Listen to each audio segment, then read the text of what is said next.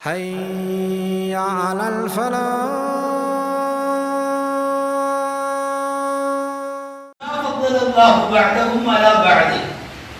ஒரு சில விஷயங்களில் பெண்களை விட ஆண்களை எல்லாம் மேம்படுத்தி வைத்திருக்கிறார். நபிமார்களாக இருக்குதல், காசிகளாக இருக்குதல், இமாமத்து செய்தல், வெளி விவகாரங்களில் உழைத்து சம்பாதிக்குதல், இந்த எல்லா விஷயமும் ஆண்களை சார்கிறது. எனவே ஆண்களை நிர்வாகி என்று குர்ஆன் சொல்லுகிறது. அடுத்த வார்த்தை இது ஒரு காரணம். இரண்டாவது, நிர்வாகியாக இருப்பதற்கு இன்னொரு காரணம், பிமா அன்ஃபகு மின் அம்வாலிஹி, ஆண்கள் தங்களுடைய பொருளாதாரத்திலே இருந்து அவர்கள் மீது செலவழிக்கிறார்கள். ஒரு பெண்ணுக்கான திருமணம் என்று வருகிற போது மகர் கொடுக்கிறான் ஆண். ஒரு பெண்ணுக்காக திருமணம் என்று வருகிற போது மகருக்கு அப்பால் மனைவியானதற்கு பிறகு காலமெல்லாம் செலவுக்கு பணம் தருகிறான் அந்த மனைவிக்கும் மக்களுக்கும்.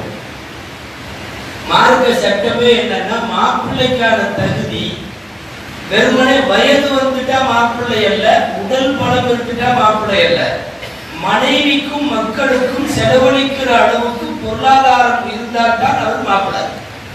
இல்லைன்னா அவர் திருமணத்திற்கு தகுதி இல்லாதவர் ஆகிறார். வெறுமனையிடம் உடல் ரீதியான வலுவு இருக்கிறது, வயது இருக்கிறது என்பது அல்ல.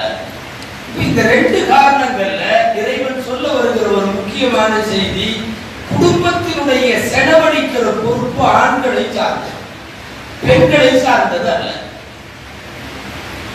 திருமணமாயிருந்து மகர் கொடுக்கிறதா இருந்தாலும் அவன் தான் கொடுக்கணும்.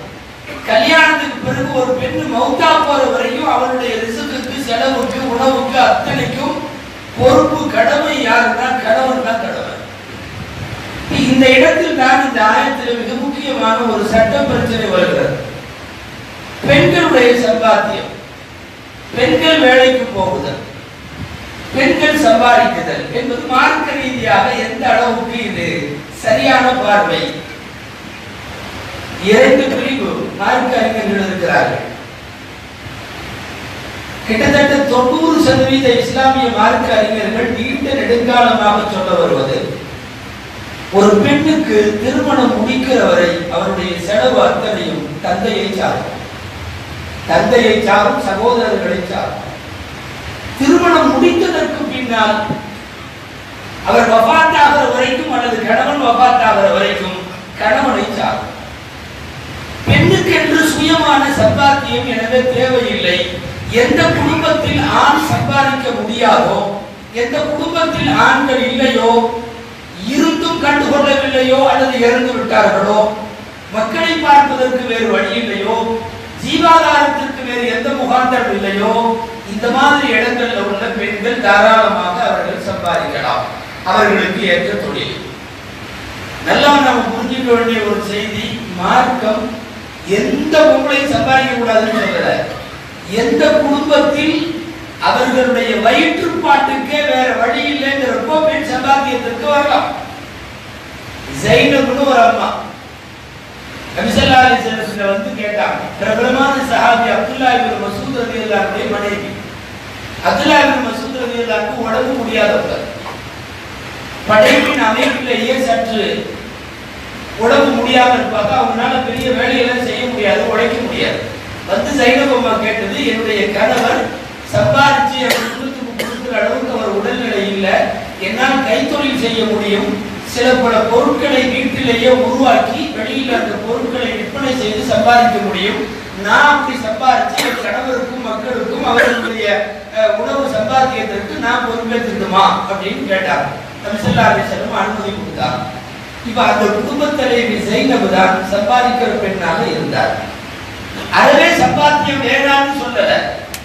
மார்க்க ரீதியாக கணவன் நல்லா சம்பாதிச்சுட்டு இருக்கிறப்போ, சில பேர் இன்றைக்கு சம்பாத்தியம் என்ற பெயரில் போகிறார்கள். ரெண்டு நோக்கம், ஒன்னு ஆடம்பர வாழ்க்கையின் நோக்கம், இன்னொன்னு வீட்டுல சும்மா இருந்தா போர் அடிக்குது, எங்கேயாவது வேலைக்கு போறோம். முதல்ல ஷரியத் ரீதி சட்ட ரீதியாக எவ்வளவு தூரம் அனுமதிக்கிறதுங்கிறத பார்க்கணுமா இல்லையா? இரண்டு மிக முக்கியமான பொறுப்பு.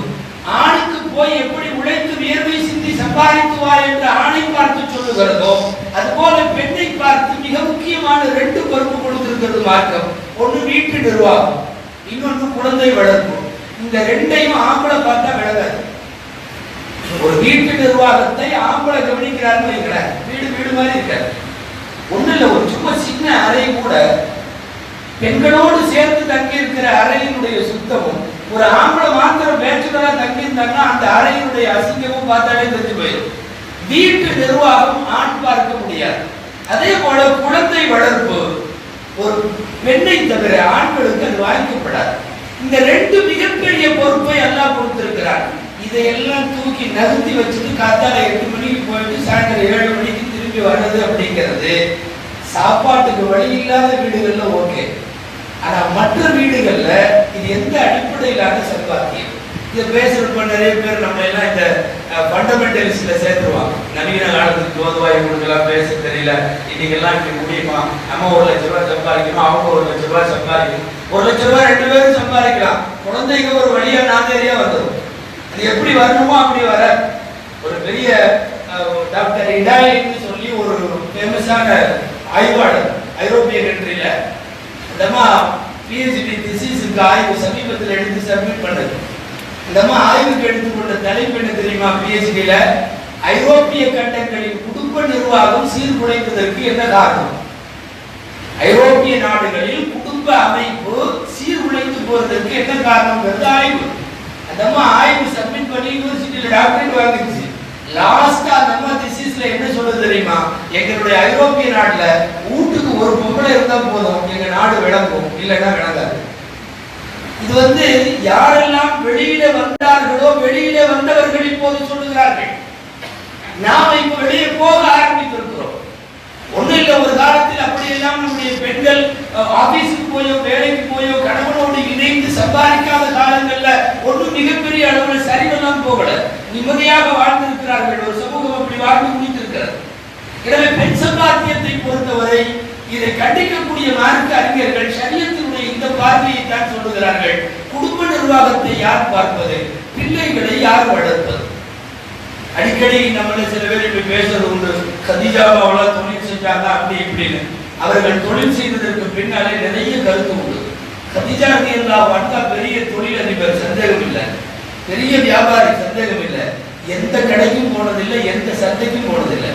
ஒரு மார்க்கெட்லயும் கதீஜாவை யாரும் பார்த்ததில்லை. ஆட்கள்கிட்ட சரக்கை கொடுத்து அனுப்புவாங்க, வீட்டுல உட்கார்ந்து இருப்பாங்க. ஆட்கள் போய் வியாபாரம் செய்து விட்டு கணக்கு கொடுப்பார்கள். அவ்வாறு வியாபாரத்திற்கு கதீஜா அம்மாவின் சரக்கை எடுத்து போனவர்களில் நாயகம் ஸல்லல்லாஹு அலைஹி வஸல்லம் ஒருவர். கதீஜா அம்மா வணிகம் செய்தது போல ஒவ்வொரு மனைவி ரசூல் ஸல்லல்லாஹு அலைஹி வஸல்லமுடைய மனைவிமார்கள்ல சௌதா அம்மான்னு ஒருத்தர் இருந்தாங்க. சௌதா ரலியல்லாஹு அன்ஹா தோல் பதனிடுகிற வேலையை அந்த காலத்திலேயே அதனுடைய தொழில்நுட்பத்தோடு செய்தவர்கள். ஆடு மாடுகளுடைய தோலை எடுத்து அதை பதப்படுத்தி அதை தோல் பயன்பாட்டுக்கு கொண்டு வர வரைக்கும் எத்தனை ஸ்டேஜ் இருக்கோ எல்லாம் செஞ்சு இன்னைக்கு லெதர் டெக்னாலஜின்னு சொல்றோமா இல்லையா? லெதர் டெக்னாலஜியினுடைய அத்தனை வேலைகளையும் அந்த காலத்திலே செய்தவர்கள் சௌதா ரலியல்லாஹு அன்ஹா. ஆனா வீட்டை விட்டு வெளியே வர மாட்டாங்க, வீட்டை விட்டு வெளியே வந்ததில்லை. பெண் சம்பாத்தியம் என்பது பரவலாக இன்றைக்கு வேண்டும் என்று பிடிவாதம் பிடிப்பவர்கள் தயவு செய்து சொல்லுங்கள், அந்த குடும்பத்துல அந்த பொம்பளை சம்பாதிக்கலன்னா வயிற்றுக்கு கஷ்டம், யாரும் சாப்பிட முடியாதுங்கிற அளவுக்கு கண்டிஷன் இருக்கா? சில பேர் பொண்ணு பார்க்கும் போதே அப்படிதான் பாக்குறாங்க. எப்படின்னா கொஞ்சம் வேலைக்கு போற மாதிரி பொம்பளை வேணும். இது வரதட்சணையினுடைய பல வகைகள்ல இது ஒண்ணு. அதாவது நகைகளா வாங்கிக்கிறது, கார் வாங்கிக்கிறது, இது ட்ரெஸ் வாங்கிக்கிறது, எல்லாம் வாங்கிக்கிறது. அப்படியே வேலைக்கு போற மாதிரி ஒரு பொண்ணை வாங்கிக்கிறது. அதை தொடர்ந்து இங்கே சம்பாதித்து இங்கே கொண்டு கொடுக்கும். இது பச்சையா மேல் டாமினேட்டட் சொசைட்டின்னு சொல்றாங்க இல்லையா, ஆணாதிக்க சமூகம். அதனுடைய வெளிப்பாடு தான் தொடர்ந்து பெண் வேலைக்கு போய் கொண்டிருக்கிறார். அந்த பிள்ளைகளுடைய வருங்காலம் மார்க்கம் தத்துவாக்களை அப்படி வேலைக்கு போவதாக இருந்தால் பெண்களுக்கு சில ஆலோசனைகளை வழங்குகிறார். ஆலோசனைன்னு சொல்றதை விட நிபந்தனைகள் சொல்லலாம். ஒன்று, அந்த குடும்பத்திற்கு அந்த பெண்ணின் சம்பாத்தியம் இருந்தால் தான் சரியாகும், இல்லைன்னா சரியில்லைன்னா தாராளமா இந்த நேரத்தில் அந்த பொண்ணு வேலைக்கு போகட்டும். ஒன்று. இரண்டாவது, எந்த ஒரு சூழ்நிலையிலையும் ஷரியத்தினுடைய ஹிஜாப் என்கிற பர்தா அகலாமல் இருப்பதற்கு உத்தரவாதம் இருந்தால் வேலைக்கு போகட்டும். மூணாவது, தனித்து ஆண்களோடு குறிப்பிட்ட ஒரு ஆணுடனோ அல்லது ஒன்றுக்கு மேற்பட்ட ஆணுடனோ நீண்ட நேரம் தனிமை என்பது சாத்தியம் இல்லை அப்படிங்கிற மாதிரி இருக்கணும். தவிர ஒரு பொதுவான இடமா இருந்தா பிரச்சனை இல்லை. யாராவது ஒரு முதலாளியோடு இருக்க வேண்டும், பயணிக்க வேண்டும், அவர்களோட நினைவு சுழிவுகளுக்கு ஒத்து போக வேண்டும் என்று இருக்கிற வேலைகள் மார்க்கத்தில் அனுமதி இல்லை. நாலாவது, அப்படி போவதாக இருக்கிற பட்சத்தில் பெண்கள் சார்ந்து அவர்களுக்கு தோதுவாக பெண் டாக்டர்கள், பெண் நர்சுகள், பெண் டீச்சர்கள், பெண் டைலர்கள், இன்றைக்கு தேவை. பெண்களுக்கே பெண்கள் வைத்தியம் பார்க்க வேண்டும். பெண்களின் உடலை தொட்டு நர்ஸாக இருப்பவர் வைத்தியம் பார்க்க வேண்டும். குழந்தைகளை ஹேண்டில் செய்கின்ற ஆற்றல் உள்ள பெண்மணிகள் வேண்டும். பெண்களுக்கே பெண்களாக இருக்கிற டைலரிங் வேண்டும். இப்படி ஃபார் எக்ஸாம்பிள் இது நிறைய சொல்லலாம். பெண்கள் சார்ந்து இருக்கிற தொழில்களை அவர்கள் தேர்ந்தெடுக்கட்டும். இந்த இவைகளெல்லாம் தாண்டி ஆண்களினுடைய கலப்பு என்பது அதிகம் இல்லாதவாறு அந்த நிபந்தனைகளுக்கு உட்பட்டிருந்தால் பெண் போகட்டும். ஆனால் இது எல்லாம் விட தொடர்ந்து நீங்கள் வேலைக்கு பயணிக்கலாம். மாசம் 1 லட்சம் ரூபாய் வரலாம். இன்றைக்கு வெளிநாடுகளில் நிறைய அப்படி வருகிறது. ஆனால் அந்த குடும்பத்தினுடைய குழந்தைகள் நல்ல குழந்தைகளாக வளர்வதில்லை. தாயினுடைய அருகையில இருந்து அவர்களுடைய பக்குவத்தோடு வளர வேண்டிய முனைப்பு வரல. வேடிக்கையா இதுக்கு முன்னாடி சொல்லியிருக்கோம். ஒரு குழந்தை ஒரு ஆசிரியர்கிட்ட வந்து ஒரு சீட்டு கொடுத்து ஒரு கட்டுரை எழுத சொல்லிருக்காங்க. தாயின் சிறப்புகளுக்கு ஒரு பக்கம் எழுதி கொடுங்க அப்படின்னு ஆசிரியர்கிட்ட கொண்டு வந்து குழந்தை கொடுத்துருக்கு. என்னவா எழுதணும்னு கேட்டிருக்காரு ஆசிரியர். இல்ல தாயின் சிறப்புகளுக்கு கட்டுரை எழுத சொல்லியிருக்காங்க போட்டியில அப்படின்னு. அவர் ஆசிரியர் வாங்கி வச்சுட்டு அந்த குழந்தைகிட்ட கேட்டிருக்காரு, உன்னை ஸ்கூலுக்கு அனுப்புறது ரெடி பண்ணி அனுப்புறது யார்?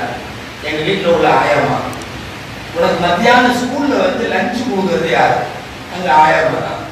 ஸ்கூல்ல இருந்து உன்னை திரும்ப கூட்டிட்டு வர்றது யாரு? அதுவும் ஆயம்மா தான். உன்னை வீட்டுல குடிக்க வைக்கிறது யாரு? அதுவும் ஆயம்மா தான். அப்படின்னா இந்த சீடை கிழிச்சு போட்டு தாயின் சிறப்பு வேணா ஆயாவின் சிறப்புகள் ஒரு பக்கம் எழுதிதாரு. நீ அதை கொண்டு போய் போட்டியில கொடு. ஏன்னா வெளியில போய் 60,000 70,000 1 லட்சம் 2 லட்சம் ஒரு பெண் சம்பாதிக்கட்டும். அது எந்த வகையிலையும் கணவன், மாமனார், மாமியார், தந்தை, தாய், ஒரு கூட்டு குடும்பம், குழந்தைகள் இவ்வளவு பேருடைய ஹக்கையும் பாதிக்கிற வண்ணம் ஒரு சம்பாத்தியம் என்பது எந்த அடிப்படையிலானது என்பதுதான் இதை எதிர்க்கிற வேண்டாம் என்று சொல்லுகிற மார்க்கறிஞர்கள் முன்வைக்கிற வேலை. குழந்தைகளின் நலனுக்கு அவர்களின் வருங்காலத்திற்கு இடையூறாக எந்த சம்பாத்தியமும் பெண்களுக்கு நல்லதல்ல. பல்வேறு மேல்நாடுகளில் மிக தாமதமாக இந்த முடிவு தவறு என்று உணர்ந்து கொண்டு திரும்பிக் கொண்டிருக்கிறார்கள். ஆனால் நாம் இப்போதுதான் வேலைக்கு கிளம்பி கொண்டிருக்கிறோம். ஒரு நல்ல சந்தோஷமான குடும்பத்தில கணவனும் மனைவியும் 2 பேரும் வேலைக்கு போற குடும்பத்தில் சந்தோஷங்கள் அதிகம் இருக்காது. நீங்கள் வாழ்வில் நிறைய இழக்க வேண்டியது வரலாம். குறிப்பாக அந்த குழந்தைகள் எந்திரத்தனமாக வளருவார்கள். அப்படி ஒரு வளர்ச்சி எந்த காலத்திலும் எந்த பெற்றோருக்கும் இருக்கக்கூடாது. மார்க்கம் சொல்லி இருக்கிற பர்தாவின் பேணுதலோடு சட்ட பேணுதலோடு அல்லாஹ் நம்முடைய பெண்கள் இருப்பதற்கான தௌஃபீக்கை அல்லாஹ் தருவாராக. ஆமீன் யா ரப்பல் ஆலமீன்.